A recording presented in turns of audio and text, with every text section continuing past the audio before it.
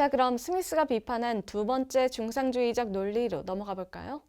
바로 특정 산업을 보호하고 육성해야 한다라는 논리에는 어떤 오류가 숨어 있을까요?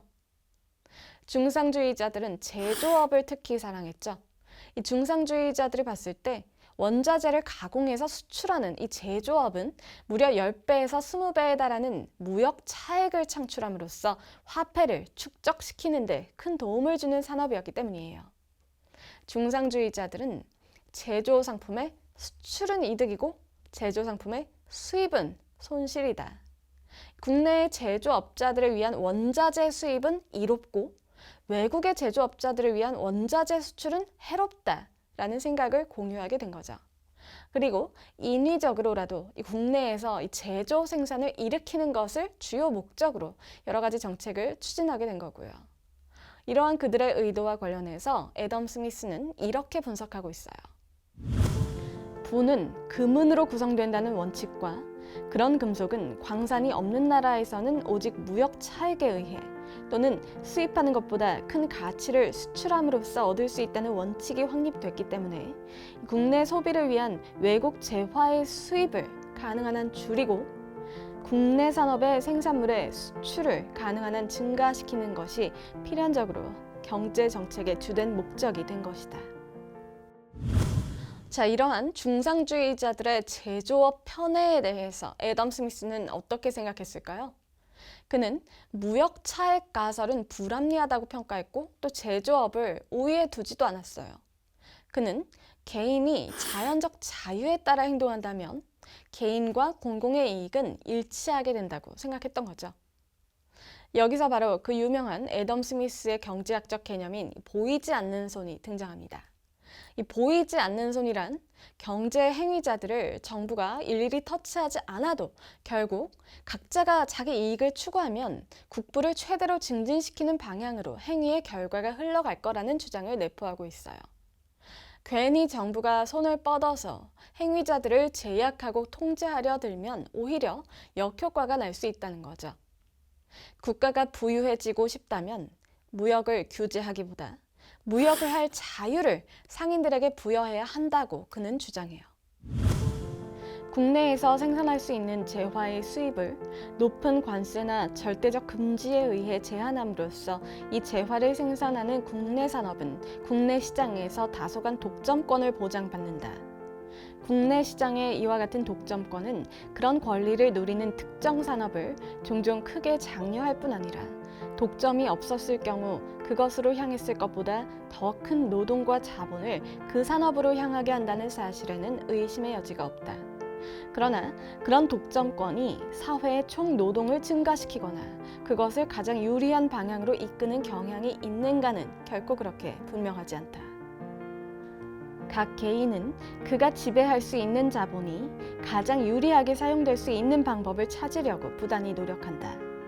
사실 그가 고려하는 것은 자기 자신의 이익이지 사회의 이익은 아니다. 그러나 자기 자신의 이익을 추구하는 것이 자연스럽게 또는 오히려 필연적으로 그로 하여금 사회에 가장 유익한 사용 방법을 채택하도록 한다. 사실 그는 공공의 이익을 증진시키려고 의도하지도 않고 공공의 이익을 그가 얼마나 촉진하는지도 모른다. 외국 노동보다 본국 노동의 유지를 선호하는 것은 오로지 자기 자신의 안전을 위해서고 노동 생산물이 최대의 가치를 갖도록 그 노동을 이끈 것은 오로지 자기 자신의 이익을 위해서다. 이 경우 그는 다른 많은 경우에서처럼 이 보이지 않는 손에 이끌려서 그가 전혀 의도하지 않았던 목적을 달성하게 된다. 그가 의도하지 않았던 것이라고 해서 반드시 사회에 좋지 않은 것은 아니다. 그가 자기 자신의 이익을 추구함으로써 흔히 그 자신이 진실로 사회의 이익을 증진시키려고 의도하는 경우보다 더욱 효과적으로 그것을 증진시킨다. 이처럼 애덤 스미스는 개인의 이기심이 결과적으로 사회의 이익을 이끌어낼 수 있다는 전제하에 각 행위자에게 행동의 자유가 보장된 완전히 자유롭고 공정한 자연적인 체계의 필요성을 역설하고 있죠. 그의 사상은 자유주의 그 자체라고 볼 수 있어요. 유의해야 할 점은 이러한 자유주의 사상의 기초를 이루는 애덤 스미스의 철학적 전제에 대해서 정확히 이해해야 한다는 거예요. 국가에서 굳이 경제행위자들을 터치하지 않고 자유롭게 행동하도록 놔둬도 보이지 않는 손에 의해서 결국 최상의 국부를 창출하는 방향으로 경제가 흘러갈 거라는 낙관주의를 가능케 하는 것은 과연 뭘까요? 강의 도입부에서 살짝 귀띔을 드렸던 것처럼 이 배달 음식을 판매하는 식당과 배달 어플로 음식을 주문하는 유저와 이 배달 음식을 픽업해서 가져다 주는 라이더, 각자가 마음속에 품고 있는 이기심 때문이겠죠. 근데 이 이기심이라는 것이 무제한으로 자기 이익만 추구하고 남의 이익은 안중에도 없는 비정한 독단주의를 의미하는 걸까요? 내가 잘 되기 위해서 남의 이익을 갈취하거나 타인을 밟고 올라서도 괜찮다는 이 제로섬 게임 속의 이기주의를 용인하는 걸까요? 결코 그렇지 않아요. 이 애덤 스미스가 말하는 이기심 앞에는 건전한이라는 형용사가 붙는다는 점에 유념해야 해요. 건전한 이기심, 이건 엄밀히 따지면 나밖에 모른다라는 의미의 이기주의가 아니라 스스로의 이익을 건강하게 추구할 줄 아는 자기애라는 능력에 더 가깝죠.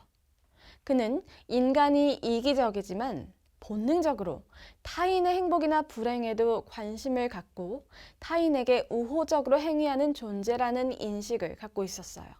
애덤 스미스는 경제학자이기도 했지만 그 이전에 도덕 철학자였죠. 그가 자랑스럽게 여겼던 자신의 저자 도덕 감정론에서 규정하고 있는 인간의 본성에 대한 그의 철학을 살펴봐야만 국부론의 이 보이지 않는 손이 무엇을 뜻하는지를 제대로 이해할 수 있어요. 그는 도덕 감정론에서 인간의 본성에 대해 이렇게 적고 있어요. 인간이 아무리 이기적인 존재로 보인다 해도 인간의 본성에는 분명 몇 가지 원리가 존재한다. 이 원리는 인간이 타인의 운이나 불운에 관심을 가지도록 해주며 타인의 행복을 빌게 해준다. 사실 인간은 타인의 행복에서 그것을 보는 기쁨밖에 얻지 못한다. 그런데도 인간은 그것을 필요로 한다. 무엇이 인간을 이렇게 만드는가? 동정이나 안타까움 때문이다. 이것은 우리가 타인의 비극을 직접 보거나 매우 생생하게 느꼈을 때 그에 대해 느끼는 감정이다. 우리는 타인의 슬픔에 전염되어 같은 슬픔을 느끼곤 한다. 이는 명백한 사실이므로 따로 증명할 필요도 없다. 그렇다면 이 감정은 인간 본성의 다른 모든 근본적인 감정들과 마찬가지로 모든 인간에게 존재하는 것이리라. 다시 말해 인도적이고 덕 있는 사람뿐만 아니라 천하의 악당에게도 존재하는 것이다. 이처럼 스미스는 인간이 이기적인 존재인 동시에 공감 능력을 가진 존재라고 규정했어요. 사람은 누구든 이 타인의 불행을 보면 슬퍼하고 타인의 행복을 보면 기뻐한다는 거예요. 자신에게 아무런 이익이 생기지 않더라도 말이죠. 그에 따르면 이 공감은 이익의 판단을 선행하는 인간의 본성이기 때문이에요. 스미스는 모든 사람의 마음속에는 이처럼 이 공정한 관찰자가 존재한다고 생각했어요. 그래서 이 관찰자가 자신의 행동을 관찰하고 옳고 그름을 판단함으로써 이 사회 질서를 유지한다는 주장으로 이어진 거죠. 이처럼 인간이 무제한적으로 자기 이익만 추구하는 존재가 아니라 본능적으로 타인의 행복이나 불행에도 관심을 갖는 존재라는 전제 하에 이 보이지 않는 손을 인식해야 해요. 이 세상에 자기를 사랑하지 않는 사람이 있을까요? 사람은 누구나 본능적으로 지금보다 더 나은 생활을 영위하고자 하는 욕구를 가지고 있기 때문에 더 열심히 일하고 자기 향상을 위해서 더 많이 노력한다는 견지에서 스미스는 이기심 내지 자기애에 대해 규정하고 있는 거죠. 스미스가 말하고자 하는 건 결국 이러한 본성을 가진 개인이 각자 자기 자신을 위해서 노력하면 그 결과로 사회도 발전하고 국부도 증진된다는 거죠. 이게 바로 국부론의 핵심적인 사상이에요. 사실 애덤 스미스는 오해를 많이 받는 학자죠. 그의 보이지 않는 손은 종종 그 의미가 왜곡돼서 활용되기도 해요. 이를테면 국가가 개입하지 말고 시장에 맡겨라. 그러면 모든 문제가 다 해결된다. 라는 극단적인 자유방임 사상을 뒷받침하는 근거로서 잘못 인용되기도 하죠. 지금까지 살펴봐서 아시겠지만 이 애덤 스미스가 말하고자 하는 바는 시장이 다 해결해준다라는 시장 만능주의가 아니에요. 그보다는 이기심과 동정심을 동시에 갖춘 존재인 인간이 각자의 능력을 최대한도로 발휘하도록 행위의 자유를 보장해 줘야 한다는 주장에 더 가깝죠. 이 국부가 이 축적된 화폐나 금은이 아니라 자율적인 사회 시스템과 이 사회 구성원들의 생산성에서 나온다라는 이 국부론의 핵심 명제에 대해 떠올려 보면 이 시장은 가능성의 터전일 뿐 모든 문제가 저절로 해결되는 마법의 땅은 결코 아니죠.